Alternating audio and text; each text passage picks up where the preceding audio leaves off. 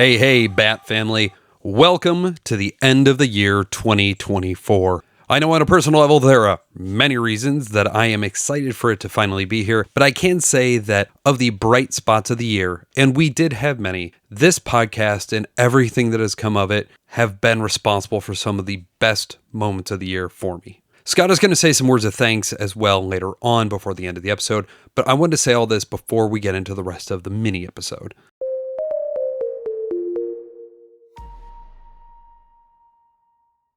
I've been talking about doing something in the creative space for a long time. I've had my writing go cold. I don't get to DM very much anymore due to the age of my kids, and picking up a new skill and working on it is something that is really hard for me to do in these past couple years. So when Scott approached me in 2023 and said we should do this, it really felt like it was going to be a pipe dream that was fun to talk about, but then just do that. Then we started ordering gear, and I started looking at audio editing software, and then we started scripting and doing episode planning. And then we had the first run of the podcast that was a few episodes, and we ended up trashing that out because the quality of it was so bad.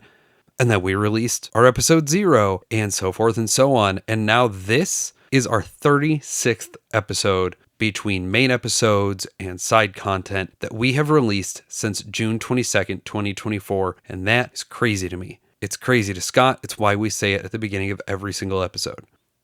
Look, we have plenty of space for us to improve. We are still working on our socials game, but here's a hoping that we're able to get our new social person up and running with us. So that way in the new year, we have a lot more of that coming. We can't wait for you to hear more out of Jason. We're going to try to get him on more regularly. Thankfully, our audio setup is finally in place to have a full quality third recording setup. I really need to finish polishing up the website to be usable. At least it's up and running, but other than our contact page, it's pretty tough to find anything on there. And frankly, I have a lot to learn about mastering and effects and better transitions with our episodes. But everything that I just said, all this possible growth, that's all due to you guys, our audience, our BATT family, because you are sticking with us from week to week.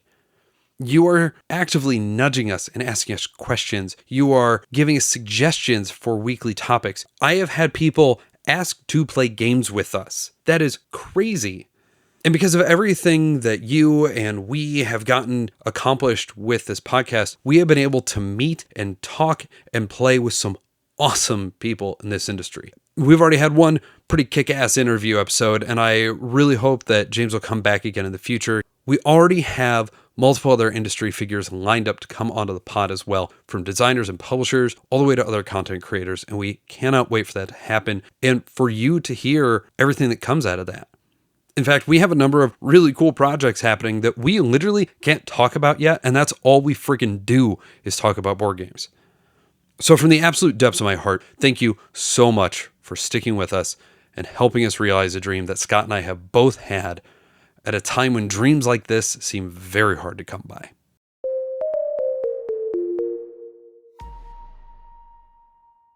With that out of the way, and I'm sorry for getting kind of sappy and sentimental there, let's get into the odds and end content that you've come to know and tolerate. First up, we have the honorable mentions from our top 10 thematic games that we did with Jake in episode 10. In each one of our top 10 lists, we record these honorable mentions to be used in these episodes, and that's because we like to talk about more games. We like to have those bonuses. And we also know that when it comes to length of episodes, especially in top 10s, they're going to run long. So it's nice to just have that little bit of extra that we can use and just hopefully have you find out more games that we really enjoy in whatever topic. So in that case, here are our honorable mentions from the top 10 thematic games.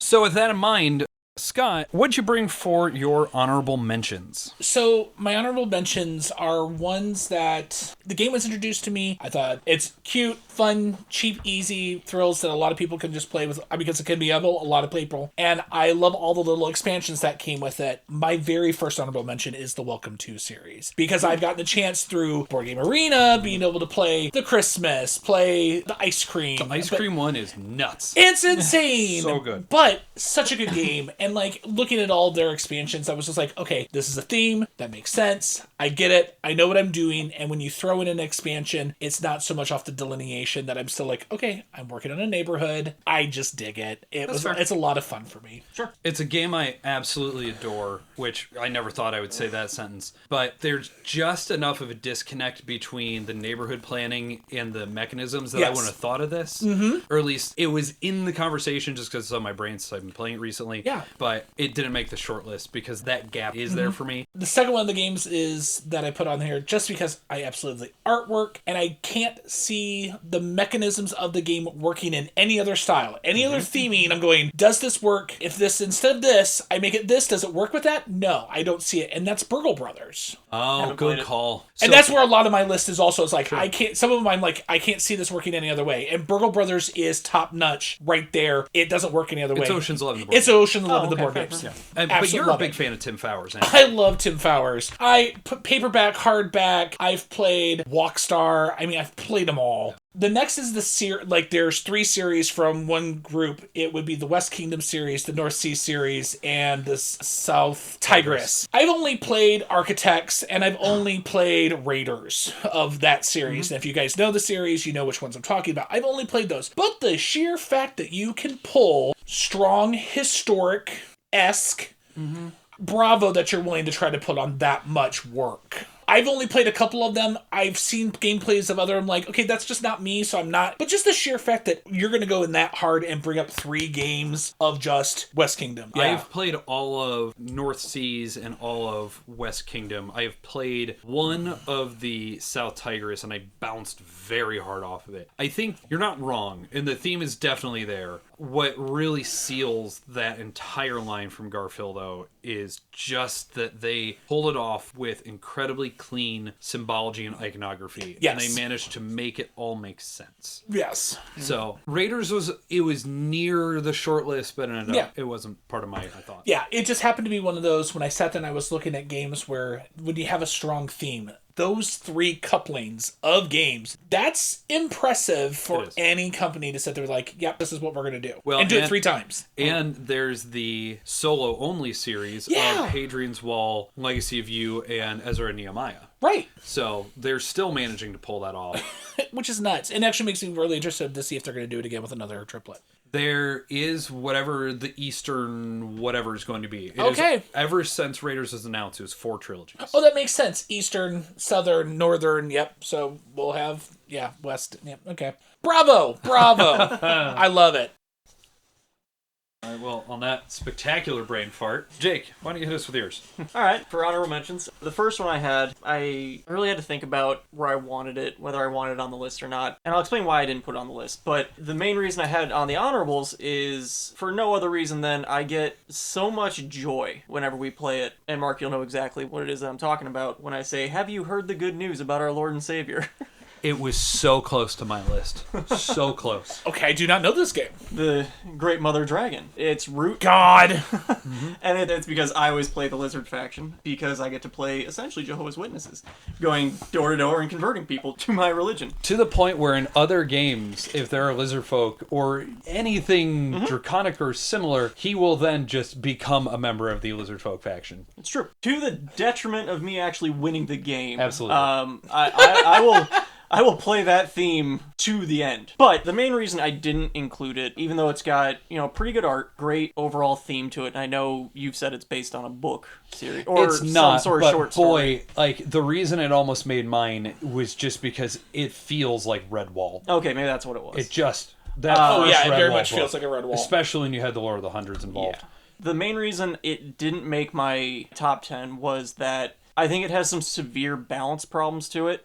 Sure. Coming into it as a new player, if everybody around the table's relatively new, I don't think it's terrible, but if one person has any level of experience and the rest don't, it's just not a fun play experience. That would be the problem I have with that game. Yeah. That is why I will Sherpa people through it. I have spent an enormous amount of effort, I've mentioned this before, that I want to make sure the people who are playing Root come to see the joy of Root and want to play it again. Even if I'm not playing, I will happily sit there and assist, because the game is phenomenal. Yeah, and I think it really just comes down to the faction abilities. I just don't think they were balanced as well as they should be, at least not against each other. I think at this point, they are significantly better weighted. There also is a much better system. It's called the Reach system, where they have weighted each faction, so that way you play to a minimum Reach level. So if you have the Marquis, they're like 8, but if you have the Corvid, they're like 2, and you need a minimum of 16 for 3 people, for instance. Oh, yeah. So they've helped weight that out, but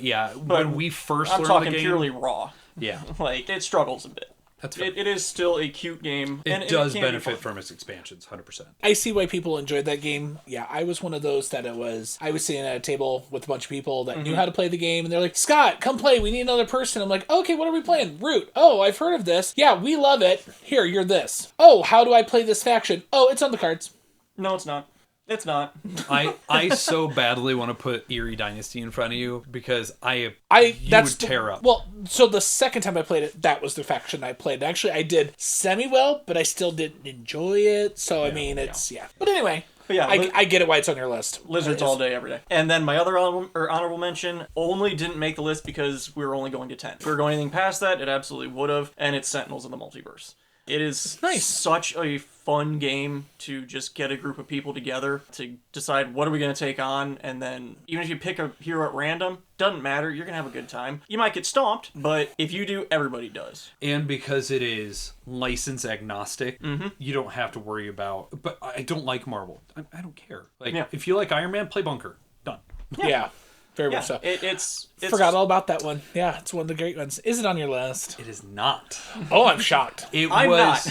No, it was very close into the contention, but it came out to like number 18. That's why I said if we were going past 10, it would have been on my list. Yeah. But because we didn't, I had to put it on as an honorable. It is a fantastic game that I will play any day of the week. Both of your honorable mentions pick up so much theme from the character or faction you pick, and then just the gameplay experience is so different. Even if I'm playing Absolute Zero every time, if Scott's Setback and you're Wraith in one game, and then Scott's the Scholar and you're the Argent Adept another one, like, those are two very different games. Let's see, Argent Adept, the Mechanic, no, Fixer. Fixer? Yep. Those are my but and even, Raw. I love Raw. Oh, Raw's the best. So you can't play Raw and Absolute Zero together. No, nope. You can't. No, you cannot. No problem. Fanatic, which is why Fanatic is my Board Game Geek avatar still to this day. Okay. Omnitron X.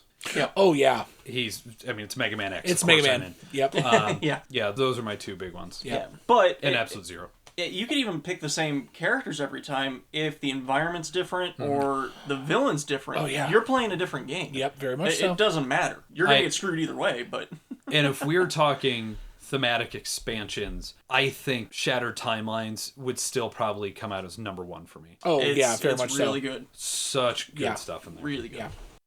So I brought 3 honorable mentions myself. 2 of them I very much enjoy, but they can be a little wobbly as far as thematic integration, which is why they didn't make the list. And then the third one is, well, I'll just start with that one. It's called In Between. It is a board and dice release from 2017 that, just looking it up, is made by Adam Kwapinski, which is just, my brain breaks when I realize that. In Between was essentially Stranger Things, the cartoon. Okay. Really fascinating art, because the front side of the regular world looked, a little cartoony, but it looked good. But the flip side of all the cards looked so creepy, and it was such a good inversion. They really poured that theme on.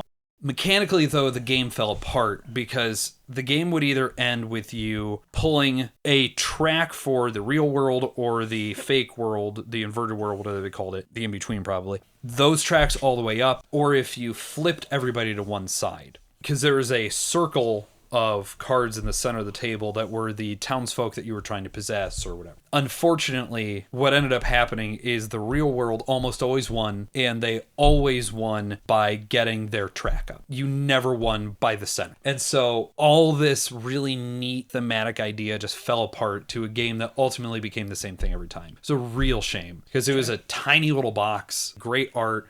The box cover was a flip, so the front side was a house with a car in the driveway, and the flip side was the rotted, inverted, really great idea. It just didn't come through. Okay. The other two, so I adore Dead Men Tell No Tales.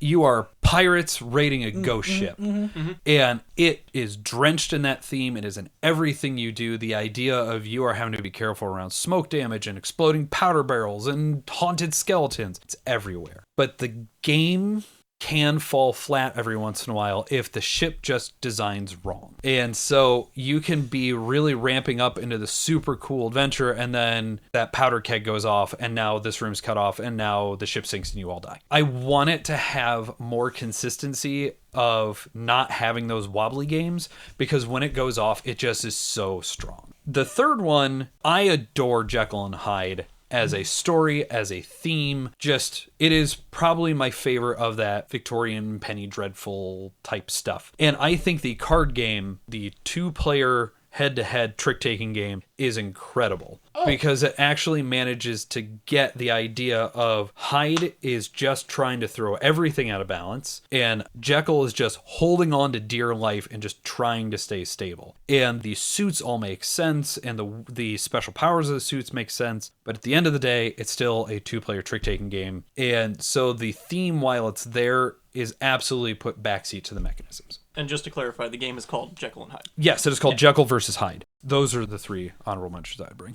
Very I'm nice. disappointed. I was hoping it was Jekyll versus Hyde versus Dorian Gray. I was hoping.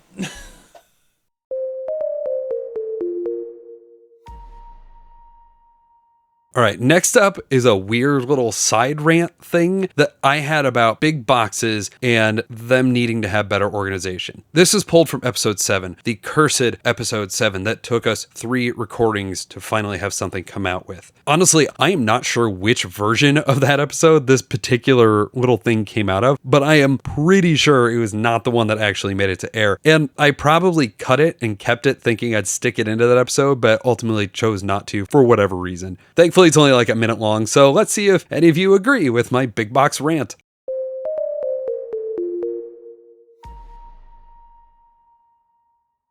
Do expansions make a game bloated? I found with just minions and monsters, I pulled Role Player out pretty frequently. I liked it a lot. Then I backed the big box Fiends and Familiars expansion, got the big box in, and hated it because now it is a bunch of extra setup. It's a bunch of extra stuff to dig through in the box. Actually sorting that thing is a nightmare. And what was given to me was just a variation of minions and monsters. And because of the way that I store my games and I did everything, I just ended up giving it away to a friend because I'm like, I don't want to deal with this. And I think you're going to have a lot more fun with it.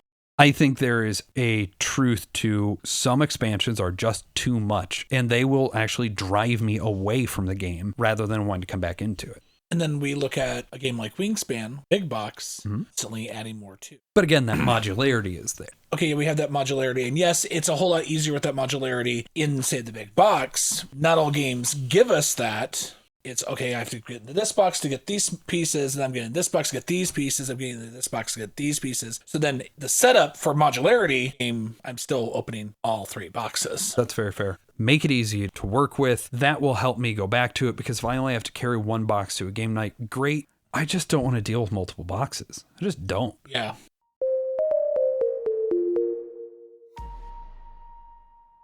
Next up are some of the games from the list of 5 games to take home from the holidays that didn't make it into the second cut from the original recording. I still really like these games and recommend them for the same reasons as I did the original 5. If you're looking for more games to take home for the holidays, even though they're mostly over now, check them out. Bring them home on Arbor Day or whenever.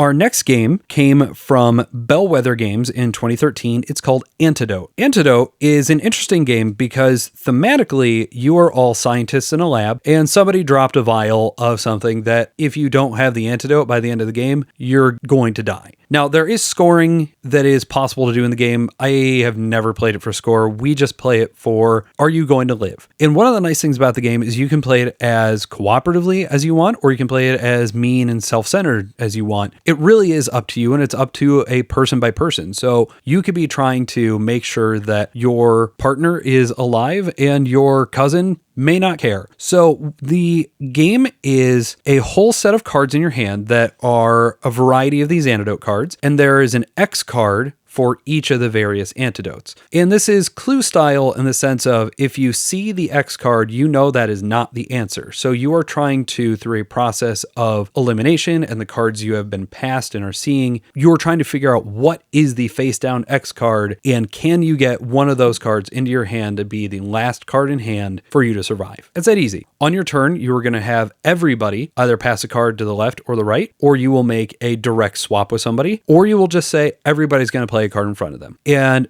you are going to watch all the information that is on the table as far as what is being played, what people are discarding. So you're able to make these logical deductions off of what's happening. And it's just a lot of fun. There are modules that you can use, especially in the expansion, that you do not need. Just play the base game. And the game itself plays 2 to 7 players. If you do track down the expansion, that takes it up to 9 players. Still a lot of fun at that point because it's all generally simultaneous play. So everybody's always involved. You're watching what's going on. It's a really entertaining game. And I think it is great for families.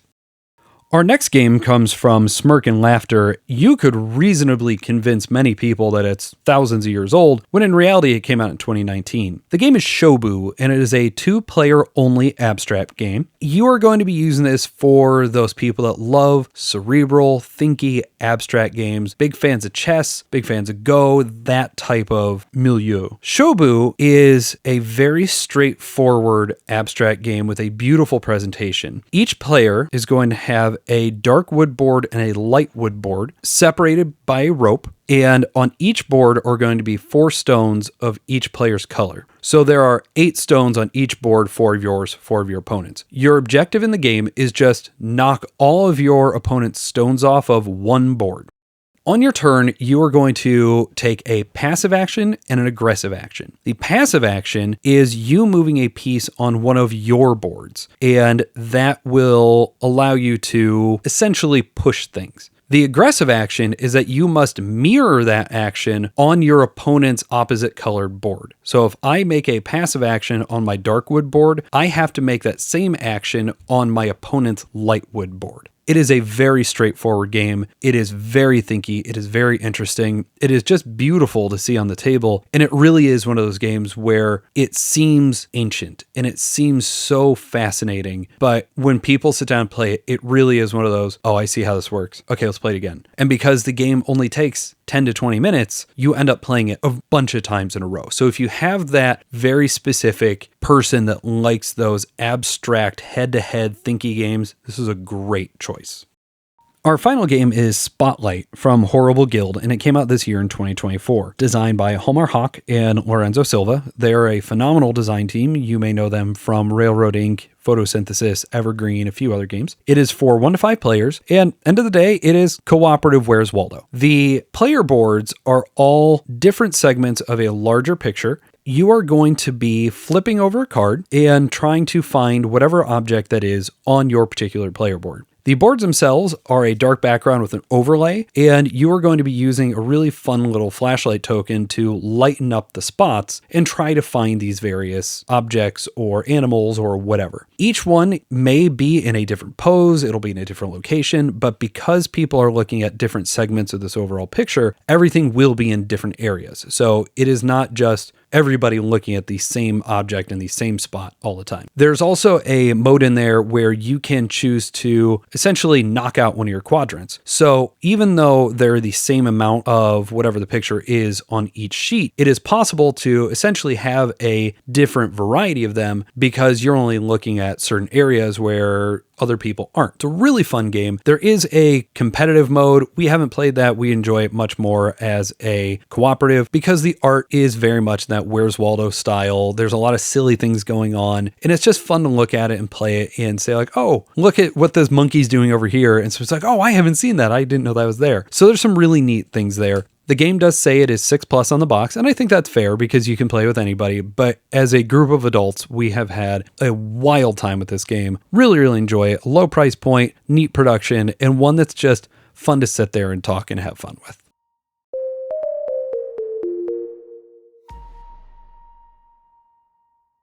This segment is one that got cut out of episode 11's Table, Shelf, and Trade. There were a couple of reasons for that. We ultimately ended up going dark on November 5th because of the United States elections, and we didn't want our episode to get lost in the events of that day, among a variety of other reasons.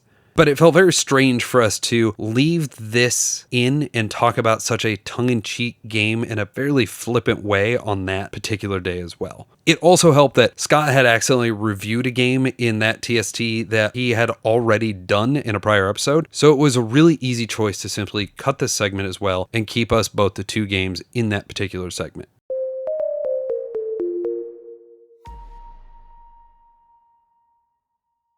So my next one is, this is nostalgia. All right? Okay. I almost used this for our next segment. Okay. But considering we just came out of Halloween time and I probably forgot to talk about it. In fact, I know I forgot to talk about it at this point. This is Ladies and Gentlemen. Ladies and Gentlemen is a game that you either know and you have a very strong opinion on, or you have no idea what I'm talking about and you're never going to be able to find it anyway. But it is one of the most fun tongue-in-cheek games I've ever played, where it is an absolutely skewering satire on gender roles and societal position, because it is set in the 1800s in London, and there's a ball happening at the end of the week, and the gentlemen need to get their ladies all dressed up and fancy and ready to go to the ball, because through the course of the game, if you fail to obtain a dress, you can't even go and you automatically lose.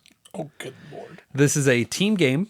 It plays 4 to 8. It is better with an even number of people. There are rules for bringing in the mistress, but essentially that player never wins. It's too complicated. It's too risky to try and play with the mistress. So essentially that person just sits on their own. It sucks for them. But it is broken into 3 phases across 6 days. On the 7th day, the game ends. Whoever is the best dressed and prettiest woman and whatever, that team wins. The men essentially play a stock market game in a really stupid way because you are essentially playing memory match.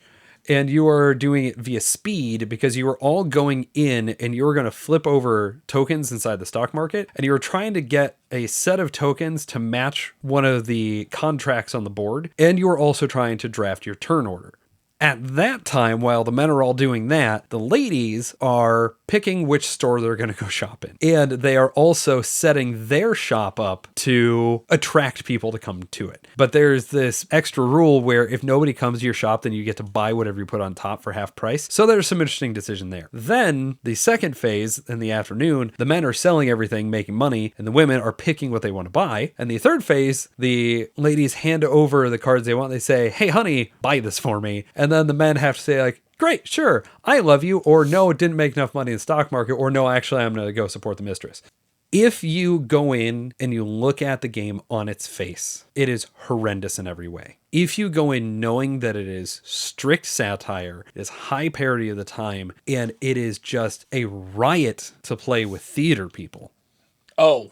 Just because the gender norms are set within the roles of the game doesn't mean they have to be set the other way. I once played where all the men were playing as ladies and all the ladies were playing the gentlemen. It was a lot of fun. Like I said, it knows what it is. It is very stupid. It is an absolute blast to play with people who are willing to get in on the theme and just go to town on each other. Because one of the very fun things that the ladies have that the gentlemen do not have access to are the gossip cards.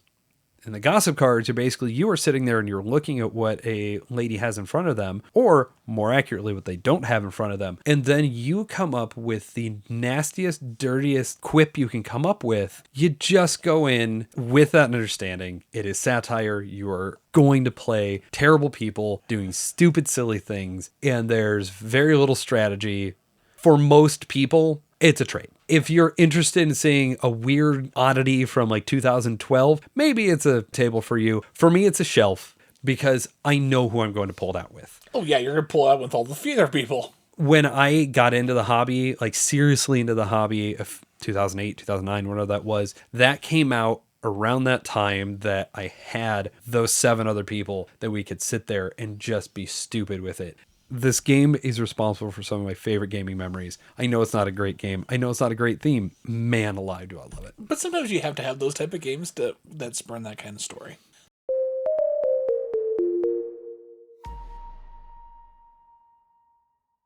Finally, I'm going to let Scott take you out with his words of thanks and appreciation before we exit into the blooper reel from everything that got cut from episode 6 to episode 14 and all the other stuff that happened in between. There will be a transitional sting in between his words and the blooper reel. That blooper reel does feature some swearing, hence why this episode is labeled explicit, as well as a bunch of burping. So hopefully that doesn't put you off or anything, but I wanted to give you that potential trigger warning. We are going to go dark until episode 15, which launches on January 14th, 2025. See you all next year, BATT Family. We can't wait.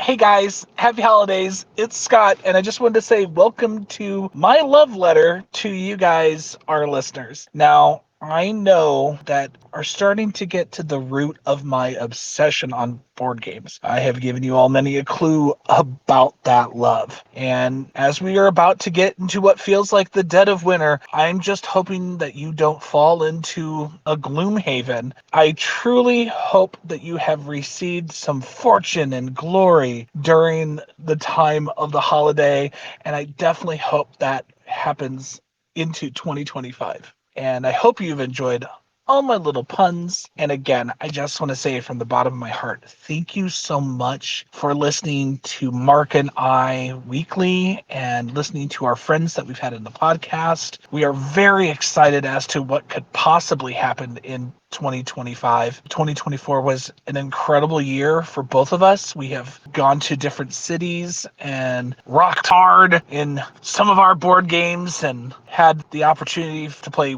Wormspin and Mad Kala and see all sorts of new and brand new and interesting things. Man, thank you so much. You guys have been an absolutely amazing community to be a part of, and really from the bottom of my heart, thank you so much. Here's to 2025. May she be a little bit more graceful than 2024, am I right? Much love. Take care. Hope to hear from you soon. Go play some games. What are you doing?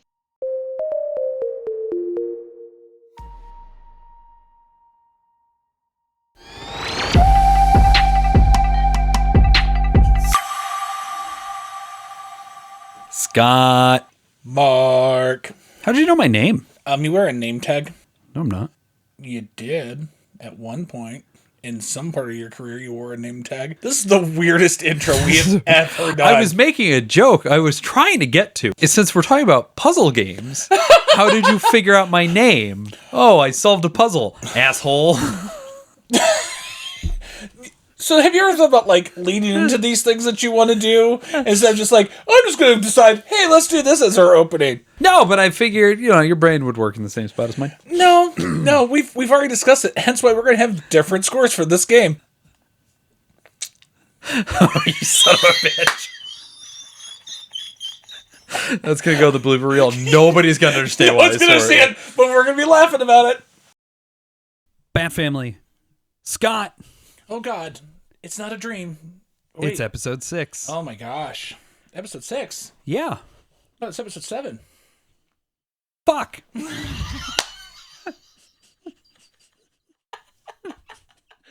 like, that's a 7. Yep, no, that's a 7. I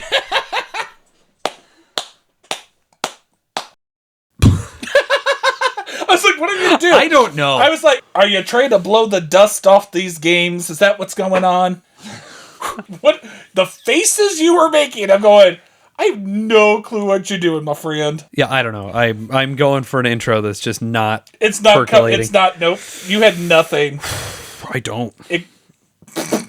Hey. Hey. It's time for the topic of the week. Wait. Nope. What are we doing? What's been on the table? Oh, shit. NYA. If you NYA, you know you can get away with the music and it won't be a problem. KYA? Whatever. Hey, KYA, So we have now NYA. established that you can't count Nope. and you can't spell. Nope. Great. Uh-huh. I just find that to be an interesting criticism because I actually think that Calico has the more complex pattern building because of all the scoring conditions for You the mean 5 animal Cascadia types. does? Yes, sorry. I think Calico has the more complex pattern building because of the scoring conditions of all the animal types and trying to balance those You out. said Calico again. You didn't say Cascadia. I did. I said Cascadia the first time. No, you said Calico both times. I think Cascadia has the more complex pattern building. I'm gonna fucking You listen are to going to look it up, and I'm telling you, you said Calico twice. You looked at the box and said Calico. In fact, I think I might have to get myself another copy because I think my cat threw up on the box. And I just want to have a new box. That is not where I expected that to go. Yeah, I mean, he's a jerk sometimes.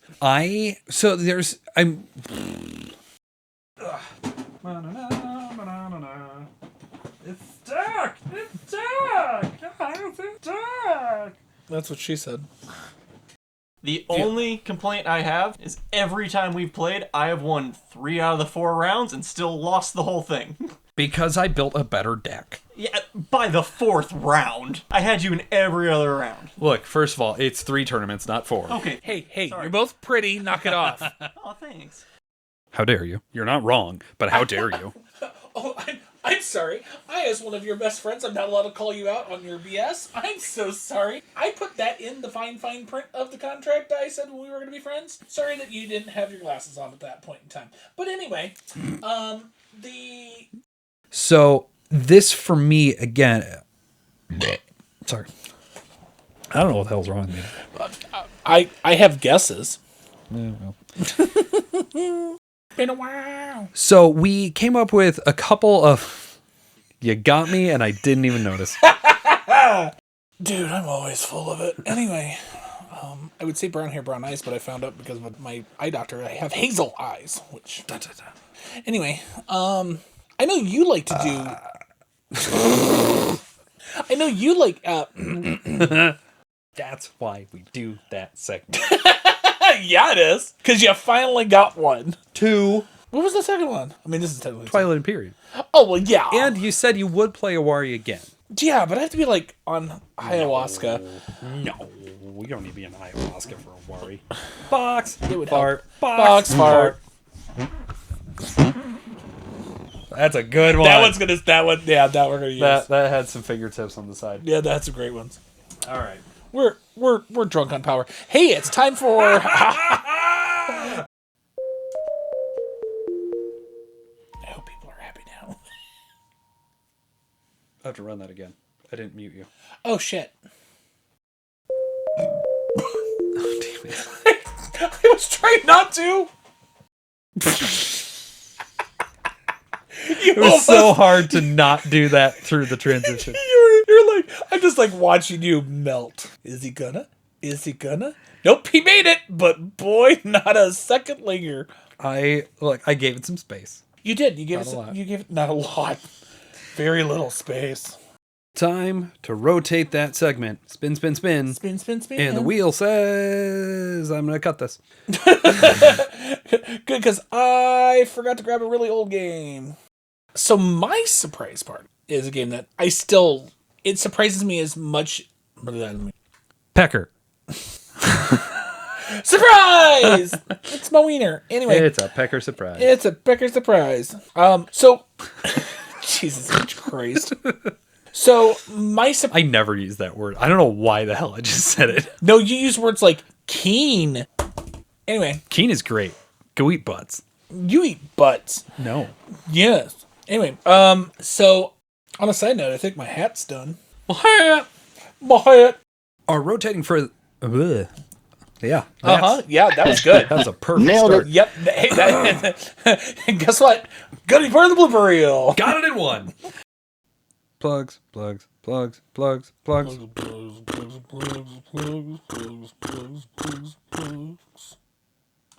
I am bored of you, in triplicate. I am bored of recording this episode. Oh my god. The cursed episode. I swear to God, if this episode does not actually go through. I might burn everything down.